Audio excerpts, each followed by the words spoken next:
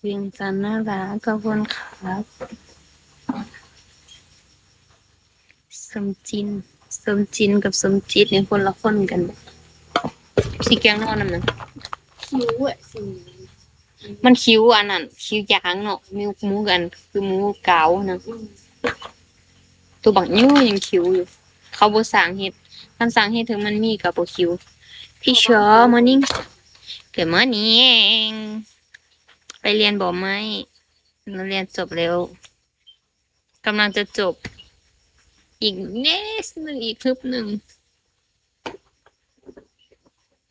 แก้วถึง25ยังเลยหน้าหนูแก่ขนาดนั้นเลยเหรอมันแก่ขนาดนั้นเลยบอกคุณพี่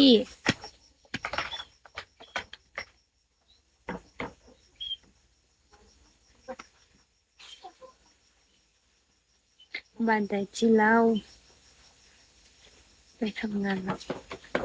โอเคครับสำเนาให้ฟังจากวักหนึ่งเดะป๊าบเว้านี่ข่อยก็ยังสิเว้าบ่ค่อยแล้วยังสิให้มาขับให้ฟังอยู่ตุยเย่ไอ้แกงมันสวยบอกแกงแล้วตำบักหุ่ง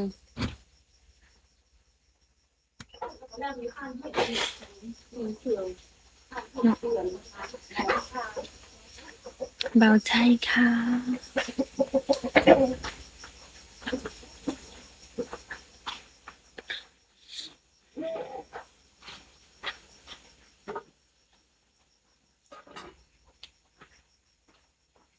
ชอบสาวเวียงจันทร์ขับเนี่ยชอบกำมาเจ็บ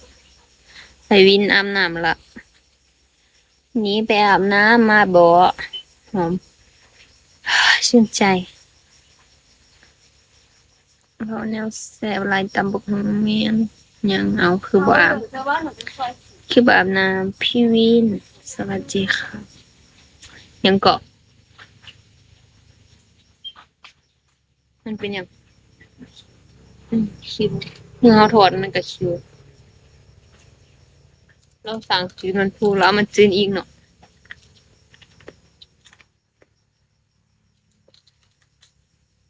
เสียงเราคงจะใจดีแมนอารมณ์ดีหอมดิแมนหอมบักยังค่ะเกลือใจดีย่ำบ่หายเด้ยำหายนี่รังคาออกเลยรังคาแห้นเปิดเลยฟันดิหึไปซื้อแฟบกระเบิดเลยดิ